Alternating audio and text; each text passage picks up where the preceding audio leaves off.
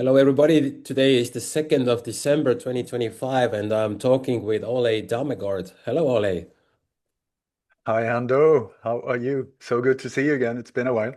Yeah, it's been Crocodile. about 7 or 8 years. You were the headliner in one of our conferences before COVID happened, and the topic was the sinking of Estonia.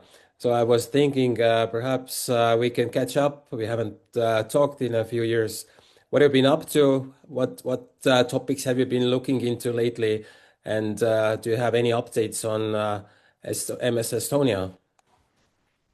Yeah, I've been looking into everything. So wherever you want to go, I'm up for it. But I really think that Estonia is super important because I mean it is a mass murder of more than 1,000 people, and the destruct that also includes the destruction of all families connected to the victims. It is like a horrendous act of violence.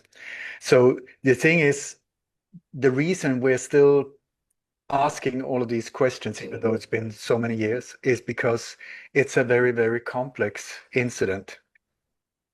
Had it been simple, it would have been solved straight away. But since major forces has been doing everything they can to cover it up, you have to ask yourself, when you look at it, it's very obvious after a while that somebody is completely sabotaging every attempt to get the truth out there from official, from different countries, from Sweden, Estonia, other countries as well, are actively stopping efforts. So you have to ask yourself, who has the power to do that? And why would they do it? Why are they not into transparency? So with that in mind, I want to point out one thing that I've said for many years, but very few people are still aware of. And that is, I've been looking into, I don't know, hundreds and hundreds of alleged terror attacks and alleged mass shootings. And so often I come to the same conclusion after spending thousands and thousands of hours digging into it. It is that they are more or less every single time inside jobs. These are state-sponsored terror acts there to scare the living bejesus out of the populations in different nations, and then for us to accept more and more control, surveillance, Robocop, drone nightmares, this whole thing. So one thing that I keep finding, and that is a dead giveaway that something was going on in the background, are drills, security drills, where they seem to rehearse the exact terror attack that then happens the following day. And most of the time, these are indirectly connected to NATO. So, which I find very concerning to say the least, especially if you think that NATO is for good, that that is an organization that is positive for humanity. I'm of the exact opposite opinion. I think it's a death tool on a scale that is unbelievable. So anyway, so when MS Estonia went down that night, very weird things happened. And also one thing I think that adds to the whole mystery is I believe that most people that are looking into it are trying to find a simple solution, that there was one reason, that there was one thing going on and one thing went bad or went whatever. The thing is, this is a multi-layered incident where different operations that had nothing to do with each other was going on at the same time and then ended up sort of colliding. And the whole end result was the death of all of these people. So my question to you is, was there by any chance a NATO naval exercise going on anywhere nearby or in the same time span or so? And the thing is absolutely yes. Absolutely yes. I cannot say this enough. So this whole thing, the Estonia catastrophe, occurred on the very first day of a 10-day NATO naval exercise. There were more than 15 ships and another maritime aircraft involved. The exercise included Belgium, Canada, Denmark, Germany, Italy, the Netherlands, Norway, Spain, United Kingdom, the US, and also the Baltic partner nations such as Russia, Sweden, Poland, and Lithuania.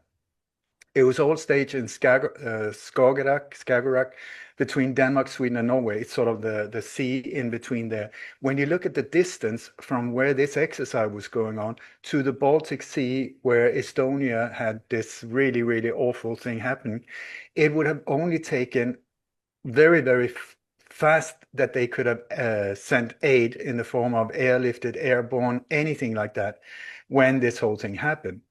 So according to the official press release, this was called Exercise Cooperative Venture 94. Please look into that one.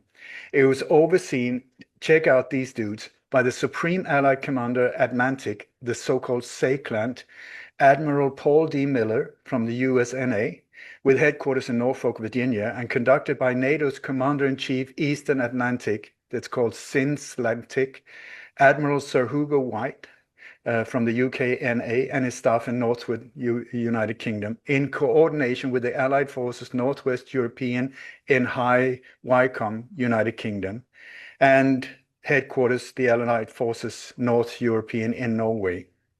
The commander at sea was said to be the commander Netherlands Task Group, Commandor G.G. Hoft, Hooft.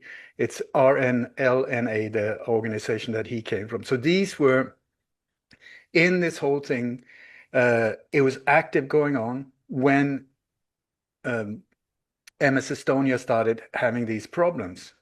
So, and many of the victims they waited up to 4 to 6 hours to be rescued, while many of them drowned. So would it take 4 to 6 hours for these NATO fleets and airborne assets, helicopters, everything that was involved in that NATO exercise to arrive on location? Absolutely not. Absolutely not. The flying time was under 1 hour. So why didn't they respond to the distress traffic? What happened? Why has no one heard of this? So anyway, there's also the evidence showing, I think most of you are aware of it, that the Mayday signals from MS Estonia was jammed. It was VHF channel 16 and channel 2482 that were all radio communication on the whole southern coastline of Finland was jammed. So who could do that if not like NATO's communication units with state-of-the-art satellite and airborne surveillance assets? These are the type of technologies that could block this. Who could do that? And also, the time for this was exactly, it started at, I think, 1:03 MA, and the jamming stopped at 1:58 AM, which is more or less exactly the time for the MS Estonia from the first trouble until it disappeared from radar. So exactly the time where help could have been heard, the help distress could have been heard and help being sent. During that time, the whole traffic was jammed. What on earth happened there? You have to ask yourself, who would do such a thing? This is not a natural problem. It was jammed. Who can do it? Why was it done? And also, this is this whole thing with the communication system being shut down. This happened very often at big of these terror attacks.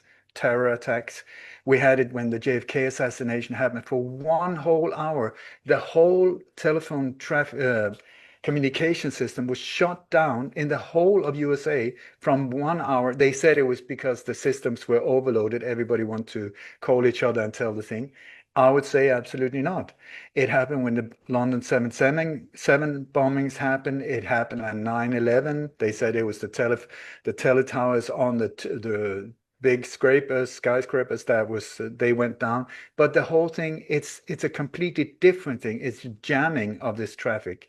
The Oklahoma City bombing, same thing happened there. The mass shooting in Oslo, same thing happened there. And boom, the same thing happened here. And also, this is unbelievable when you think of it. There was a drill, a mock bomb exercise conducted in Tallinn with RIST, the Swedish Maritime Fire and Rescue Agency, and the Stockholm police. This terror simulation involved a scenario with fake bombs that had been placed in the sauna and swimming pool area on the lowest deck. below the waterline in the bow of the ship. A second bomb was placed in the sleeping quarters on the first deck, also below the waterline. Please compare that to where the bombs either went off on Estonia, where there were holes in the side, or where magnet bombs were first found and then they just disappeared. So anyway, in the scenario, in this exercise scenario, the day before this happened in Tallinn, the scenario was the bombs were set to explode about halfway between Estonia and Sweden. Where did this explosion occur? Exactly there.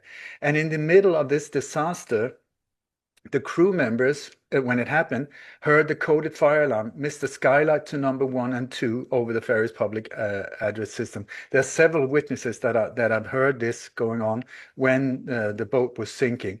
Now, that exact same message was used during the bomb drill in February 1994, when also Mr. Skylight was the signal for the firefighters to proceed to their fire stations, 1 and 2, and prepare for damage control. I mean, yeah, what can I say? Also, we had, there was one helicopter. I mean, you know that nobody came to rescue them. I mean, these poor people were just in this ice cold water, left on their own to drown. But there was a rescue trip with Swedish Navy helicopter Y-64 that rescued 9 people. Okay, we had one rescue worker. His name was Kenneth Svensson, and he was like celebrated to start with. But then the rescue of these 9 people disappeared. Only later a list was found with more information, because this list of the rescued people were actually crew members like Avo Pete. I mean, really, Avo Pete, where there's an Interpol what do you call it, search warrant for him still to this very day, even though he's dead. I mean, officially dead. He was found alive. He was filmed by a West German TV crew. He was taken to the hospital in Huddinge, filmed in the ambulance, and then suddenly he ended up dead. Another dead one was among these 9, Kalle Watras. I'm sorry about the names. I don't know if I pronounce them right. The sisters Hanneli and Hanka Hannika Weide.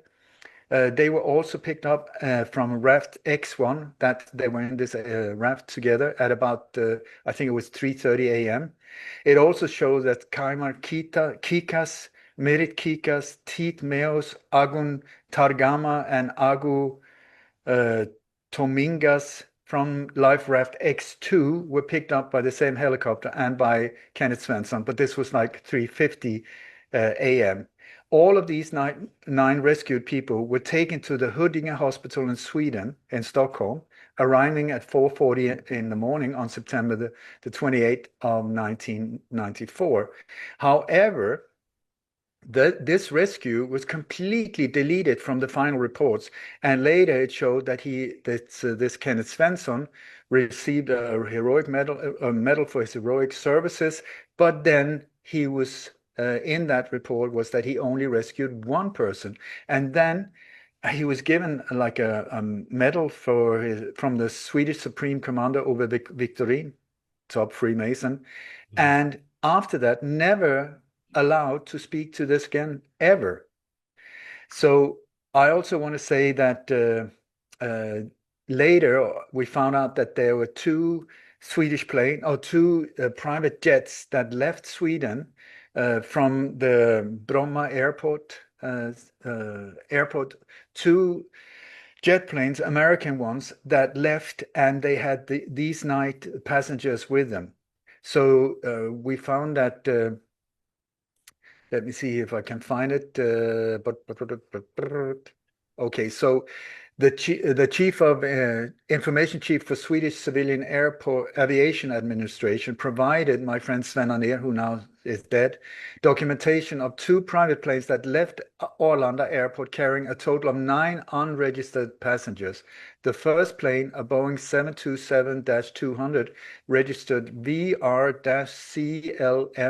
belonged to Lamarck Aviation Cayman Limited, a Bermuda-based company founded by the Swedish millionaire Lars-Erik Magnusson.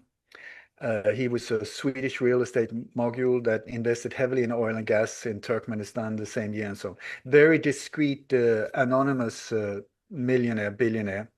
Anyway, so a 161-seater arrived from Amsterdam on the evening of September 27 without passengers and left the next day at 8:54 p.m. with 4 unregistered passengers headed for Amsterdam.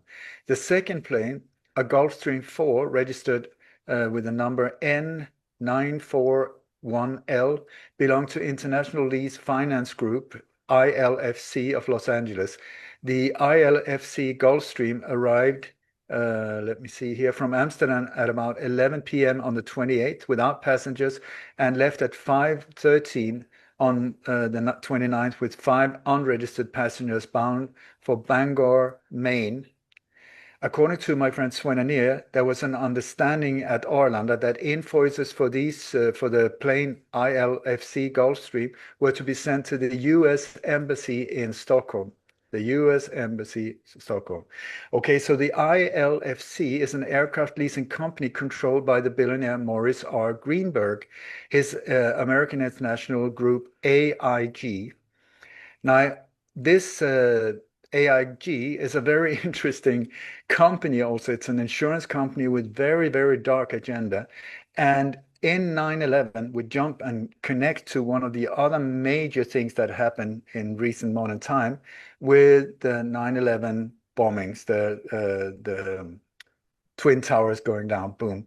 The very first place where the first bomb, they say that where the first plane hit, I would say the first bomb went off, was exactly the AIG's headquarters that at that time were facing very strict legal all kinds of charges for corruption and many different things.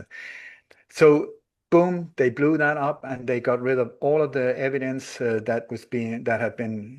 going to be used against them. The whole case died. But also Morris Greenberg, who is connected to this very same air company, was let me see here. He was also former chairman, director of the Federal Reserve Bank of New York. He was previously nominated to be the director of the CIA, I kid you not. He was a frequent attendee of the Bilderberg meetings, that's bad boys, all of them. Former director, New York Stock Exchange, and chairman in the Star Foundation, connected with several firms related to U.S. intelligence service activities. So that is a bit of a mouthful. I'm just saying, please, there was a lot of information there. Please check it out for yourself. See what you can find. If you find stuff that I haven't found, please help me. Because this is the type of power structure that is behind this thing. People see people died, people drowned. It's so horrible for the families. Something must have happened, was it an accident? Was it not? It was not. The whole accident, it's like bullshit on steroids. There's not one true word anywhere. So, but what I think happened, like I said before, which I also said when I spoke in Estonia, was that there were multiple things going on. There was a smuggle route going on. MS Estonia was just one of the ferries that was going like this. And that whole thing was backed up by then Swedish Prime Minister Carl Bildt, who was one of the main powers in covering up for this whole thing, shutting it down. This is a bad boy on a scale that is unbelievable. Looks great on camera. Oh my God, when you look at the actions of this individual and what he's involved in. So, so dark. Anyway, so this whole route was put together as a smuggle route. And I think it was not only on the ferries themselves, but sometimes also I think that they were accompanied by submarines that was following on the side of the ship, so that when you looked on radar or whatever you looked at, it looked like there was one vessel, but there was actually there was a submarine following. I believe that these submarines were used for all kinds of smuggling as well, with human trafficking, with all kinds of dark stuff, going to the Muskö military submarine base in Sweden, where we have reports that an unknown number of children had also been received and then transported further to other destinations around the world, Northern European or from these countries are high up, unfortunately, when it comes to value in these very dark, pedophile, satanic, horrendous organizations. So anyway, I believe that the main reason Estonia was blown up, that the bombs were put on Estonia to blow her up, was to get rid of a group of 69 police officers. They were not police as such. They were connected into Säpo, the secret police of Sweden, and the Palme assassination group, the Palme group, where this was at a time where there were some heavyweight journalists in Sweden that were really starting to put together a jigsaw of how this whole thing was. I'm talking about the alleged assassination now of Olof Palme, how the powers behind that. And there was a series called The Jigsaw Puzzle that was never laid, that was never put together. And this one started putting together illegal arms trafficking. You had the South African connection, you had the right-wing police, Nazi connections, you had all kinds of stuff. You had a NATO team there. It's a super, super complex thing. But anyway, that was in 86. And then during these 8 years until Estonia, more and more things were coming out into the open that needed to be shut down.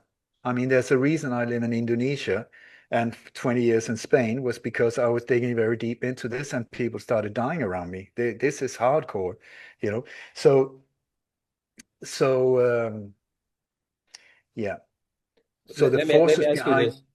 Yeah, sorry. I want to make sure I ask you this. What do you think actually happened with the ferry? Because there are reports of bombs, but in recent years, from official sources, I mean mainstream, they have claimed that the ferry had a collision with a submarine. This was a popular conspiracy theory decades ago, but it's the first time that the official sources have been saying that this is what actually happened. So, what do you think? I think both things happened. I think that the thing was, this was just an ordinary smuggle route. I mean, an ordinary smuggle trip. And then also they got these, this is what also messed it up, that these two military trucks that were loaded with radioactive different type of materials. They're talking about the satellite battery and all kinds of stuff that was on the two last trucks that came on board of on Estonia. That was not meant to be on board for when it comes to the team that was going to blow this piece up. Please see, these are separate things, but it's like I spoke to one former black op from Pentagon, and he was saying that it's like God has humor, has a good sense of humor. He messes things up. There's always something that goes wrong. In this case, it was these two trucks coming on board because this is the thing. It's the radioactive material on these two trucks that after that causes so much mayhem that stops the divings, that stops the rescue of the bodies, that is this whole thing about covering it over, with concrete and that. It's because of the radioactivity. That's also why they had these very advanced companies coming over to clean the area from high radioactive waste. So the trucks messed it up. But the thing was, the targets was this group of what they wanted was to shut down all leaks when it came to the alleged assassination of Olof Palme. And the way when you have a group of 69 people, these are not normal, they're sort of civilians, police, but connected into different military intelligence and police and so on. These 69 police officers, the reason I became aware of them was when this happened, I was awake during the night and I was following it. And there was this report about these 69 police officers on board. And then suddenly in the morning, they just disappeared and they were never heard of again. And then when the official numbers and the numbers of the passenger list and so on, they didn't match up. There was 69 missing. And so I thought, whoa, what where did they go? Where did they go? And so I've been speaking to some relatives that had from this group, and they said that they were getting very worried because all of these secrets. It's like these operations are completely compartmentalized so that nobody knows the big picture. But when it starts growing like this, and especially that TV series that was really pushing, and freaking people out, because like the first investigator of the Swedish of this alleged murder, he said if the real truth ever gets out about this assassination, it will shake Sweden in its foundations. What does that mean? We're back to these type of secrets, massive, like would him being shot by an alcoholic, would that shake Sweden in its foundations? If a CIA operative had killed him, would that shake? Not at all. It's on a whole different scale. And you also have several of them on the close to Olof Palme. They kept saying the best thing is that that the real truth never ever gets out there. What is going on? Something else is going on. So anyway, what they did, when you hit one person, you can do it. You can make a heart attack, or you can, arrange for a car accident or something like that. Not a problem. But when you have a group of people, how can you get rid of them without anyone finding out? So this is where, when there's a group of people, they often hit them in a public place, so that there are maybe 100 dead people around them. So you don't know which one was the target. That's the thing. So, for instance, many of the plane bombings is to get rid of one or two people on board the plane, but to cover their tracks so that there are hundreds of possible targets. Okay, so if you got a group of 69, how can you hide that? You have to have a pretty good crowd to be able to get away with that. And in this case, a very confined space, very limited, no eyes from the outside, in the middle of nowhere. Boom. Why did they not come to rescue anyone? Why was it delayed? I mean, the Swedish rescue team said, "Oh, sorry, we didn't have gas for the helicopters." What? Go fill up a tank down the road, fill them up and get going. This is Sweden. It's high tech. They're on high alert. They have the best of the best. This is just bullshit. Why was it delayed? Because they wanted everyone to end up dead, especially in this group. As many as dead as possible. That was the whole thing, So anyway, so what I think happened was that these magnet bombs were placed during that drill, magnetic on metal plates on the side. In my book Coup d'etat in slow motion, you can get it on Amazon. 1 and 2, it's the same book. It's just that it's almost 1,000 pages. So don't buy just one part, because you're gonna go like, what the hell? Both parts are needed, and it's the second one for the Estonia. So anyway,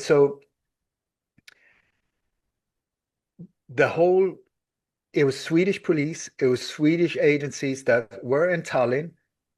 Sweden is said to have joined NATO now. Absolute bullshit. Sweden has been part of NATO since 1954, just not on the paper. They've been working closely together with them. So that they were there carrying out this drill, the exact same scenario that then happened. You have to ask yourself, what are the chances? Like 1 in a trillion. Absolutely no coincidence there. With the same the same code names they were using, Mr. Skylight, these stuff. That was it. It was the drill that went live. They planned it. Okay, so, and also the bombs went off exactly where they should, according to the drill. But when you listen to people on board the ship, there was this boom. They felt that the whole ship was going like that. And then after that, they heard this metallic, like, horrible sound, that just like scraping sound. And then the whole ship started going like that. I believe that what happened was that the bombs went off and the ship sort of went out of route a bit like that. And the submarine on the side hit it from the side, when this whole thing happened, and then scraped against the side. That is this metallic sound that people were hearing, like really loud scraping sound.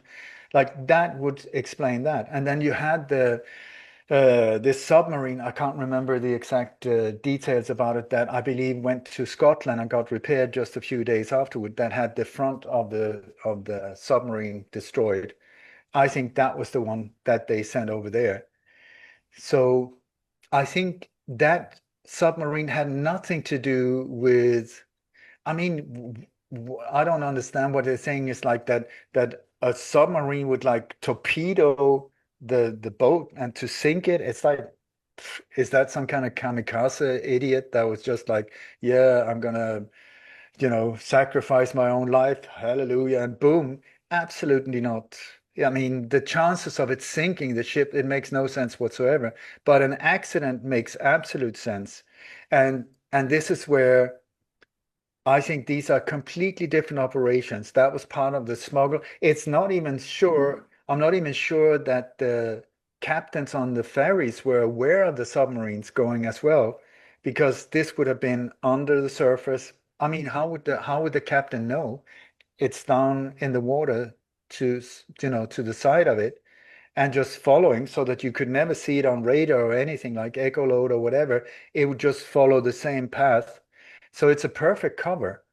And these submarines, it sounds like James Bond thing, but I tell you, these submarines are used in so many different operations, including assassinations and stuff like that. I've done many interviews with James Files, the guy that fired the final headshot on Kennedy and killed him. He was part of a hit team.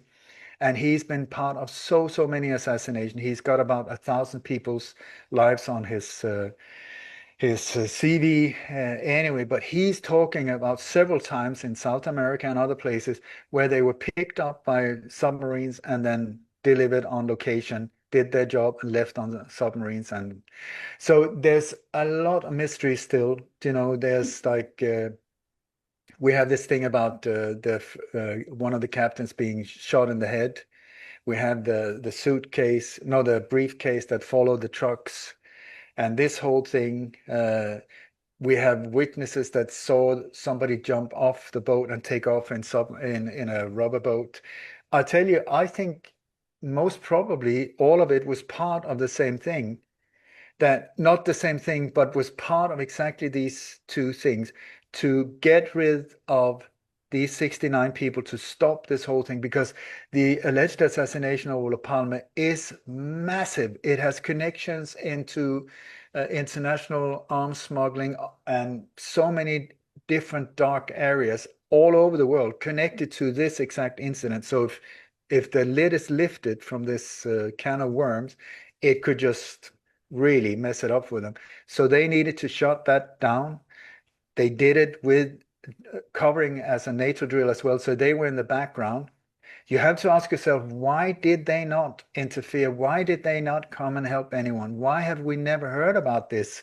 It's only nerds like me that the first time when something like this happened, I look for the drill. Are there any drills anywhere nearby? And this was on day one. Did you ever hear about this? I don't think so. Most people have not. No, I did not. Yeah. But it's been over 30 years since the disaster. It's been almost a quarter century since 9/11. It's been 5 years, almost 6 years since the COVID hoax started. What's your gut feeling? Will there ever be a time in in our lifetime, or maybe our children's and grandchildren's lifetime, when those type of hoaxes are finally revealed and we can live in harmony? What's your gut feeling? I don't think it will take that long. I'm a super optimist. We've come a long, long way, and it's coming to a point here. It's almost like they're using the Book of Revelations as a manual.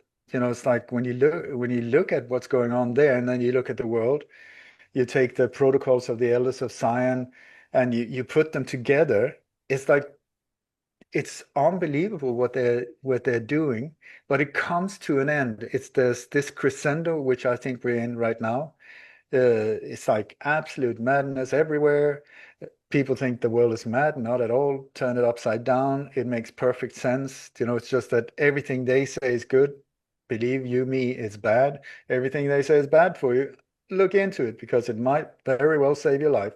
So it's like, it's just a matter of switching it like that and then take the power back by seeing through these illusions. They are illusions. And the thing is, Hamdu, the good thing is that when you look at the I really don't know who they are. I mean, I know a lot of the individuals, but I mean, the mindset is so dark, eat with a fork. And bad boys, bad boys, bad boys, super corrupt mindset. But the ones that are really in control of that are very few. We are so many. So I think in these times they're freaking out. This is why they're speeding this whole thing up.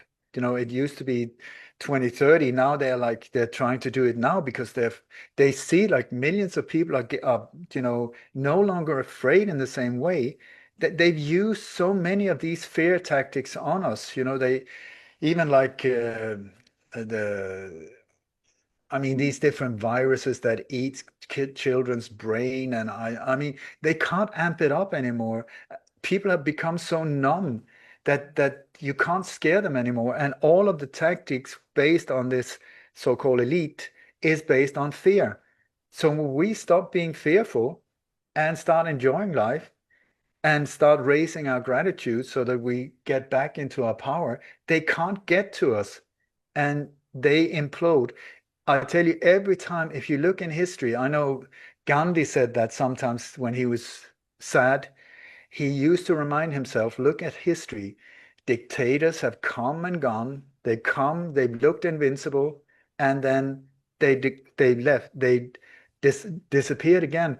And most of them imploded from the inside because corruption and lies and all these very dark desires and all, it cannot exist. Nature has this inbuilt balance to just create harmony, to balance things. And this is not good. I mean, nature just gets rid of it because it's not good. And so they will kill themselves from the inside. They will destroy themselves from the inside if you just take a step back and don't take part of the game. Exactly. This is the thing. Don't buy into the bullshit and stop being a victim. It's like I have t-shirts made. Stop whining, start shining. Stop whining, stop seeing yourself as a victim and just like, whoa, okay, so if this is true, what can I do? They, the ones in power, will try and push on you that you have no power, that you're useless, that you have nothing. They are the ones that are like this. It's exactly like in The Wizard of Oz, you know. But if we pull the curtain, we don't have to do it in a violent way, just pull the curtain and expose them, and you will see this is not big alpha individuals. These are mostly old men with no spine, no courage, no talent, no nothing. The only thing they're good at is backstabbing and lying, and they don't even do the killings themselves. They don't have the guts to do that. So they do it to get people to do it for them. Is it a scary game? Yes, it is. Is it possible to get out of it? Absolutely, yes. So this is a perfect chance for us to take our power back and start shining, become the best us, and do amazing, do good, be good. And the thing is, you have this amazing word called no. When they say do that, you can just say, thank you so much for offering me this absolute idea from hell. My answer is thank you, but no thank you. I'm so not doing it. Yeah, Yeah. but then your pension. Well, thank you. I'm still not doing it. Yeah, but then yeah, but then all of these, yeah, but yeah, but yeah, but the thing is, if we don't do anything, I tell you, the future road is going straight down into absolute control, mayhem, nightmare, or it's the other way around. You And have I a think that yeah, you have I read from your newsletter that you're organizing a retreat in Bali, like an uplifting, positive mindset type of retreat for like-minded people. Can you give a few words? What's the program? When is it exactly? What can people expect who want to join? Okay, so Hando, just like you were kind enough to invite me to Estonia, but otherwise I've been to 16 different countries on my own, and I've done I don't know how many tours and stuff like that. At the moment, I cannot move. I'm in Indonesia now from Bali. I cannot go to NATO countries because I've been informed that I can expect up to 18 years in prison in Sweden for Really? speaking What like for? this. For speaking like this. Because this, yeah.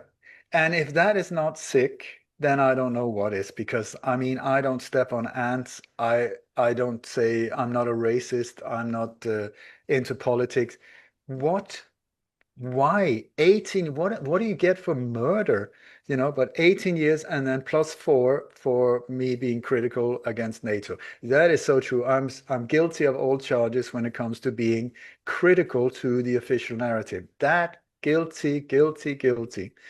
So anyway, I'm not into sitting and rot behind bars if I can avoid it, even though the food is free.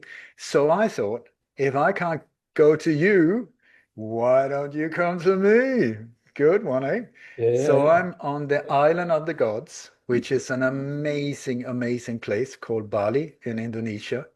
And so my sweetheart Kim and I, we decided, why don't we arrange retreats here instead? So in April, we're going to do two. My vision and dream is that I could do two in the fall, two in the spring, two in the fall, and then like this.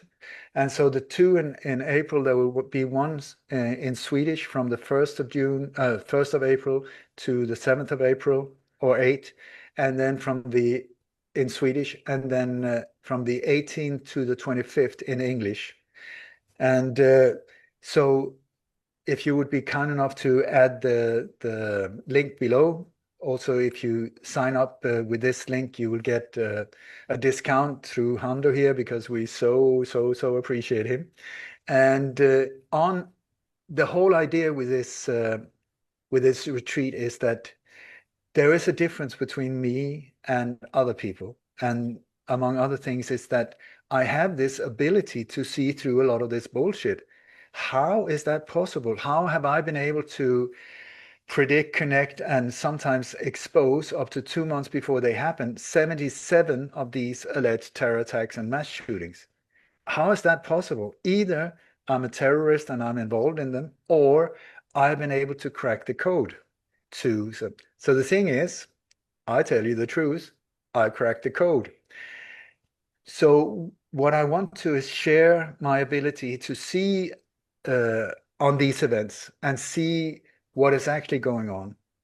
Because the thing is, and I tell you, once you start seeing how this game is played by them, when you look at like mainstream media news and other news, you would just go like, oh my God, this is getting really interesting because suddenly when you know how the game is played, you can predict it and then you say, whoa, I called bullshit and boom, there it happened. This one, I so don't believe it, but let's wait and see if it follows the different step and boom, there you go. Thank you. Nothing to be scared of here either. So this is what you can get from me. I'm going to take my power back and not get so depressed because apparently there's a way out. Yeah, don't buy the bullshit. So people have made fun of my name many times, and so sometimes they call me a Dammegård, a protector of truth, Dammegård. So I thought, let's make this an education to become a Dammegårdian, the protector of truth and transparency. So this is the thing. I'm going to spend 7 days in this unbelievably beautiful place in Sidaman. It is stunning, Hando. It is stunning. My sweetheart and I got married there in Indonesian way with a whole Christmas tree type of thing and lipstick. And it is unbelievably beautiful. The food is amazing. The staff is out of this world, the most kind people.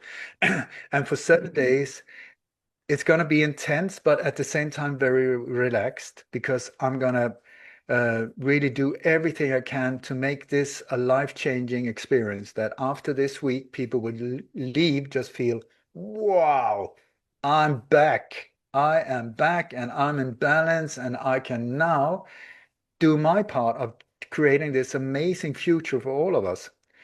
But to be able to get to that point, you have to see through the illusion. You have to see and also meet your fear and say, hang on, what a waste of time if it's not even true. Let me see if it's true. And once you start seeing, being able to decode and see, whoa, my God, they have no imagination. They're using the same script again and again and again. Yes, they are, So there's going to be plenty of time also to relax and to network with other people, because there's going to be amazing individuals from all over the world that come, that hopefully there will be friendships created there that will last forever, because you will be on the exact same journey, and these are people, if you come all the way to Bali, you mean business when it comes to changing yourself. So it's called, you can go to dammegårdians.com/travel Bali, and then with Hando's, you just write Hando, and that will be it. So yeah, from the 18th to the 25th, please come here. I am gonna, treat you the best way ever and make this an absolutely stunning experience. Yeah, well, everybody just heard it here first. This is the best place to go next April. The links will be underneath this video, and there will be a discount with code HUNDO. And yeah, we hope that everybody who are interested can make this happen. Thank you, Ole, for your knowledge and everything you've been doing all these years. I don't think I ever told you, but before we ever met, I followed you for years and years. So yeah, I really like and appreciate what you do. So thank you. Thank you so much, Hando. And listen, guys, don't worry, be happy, free your mind, the rest will follow. Stop whining, start shining. This is the thing. This is how they get to us. It's through the mind. It's called mind control. It's to get from here down to the heart. That's where we stand strong. The longest trip, they say, from journey from here to here, but that's the way to go. So do that. And please come and join me. To see you again. And please give your family my absolute best, and Ingrid. Same too. Thank you. Bye. Thank you. Bye bye.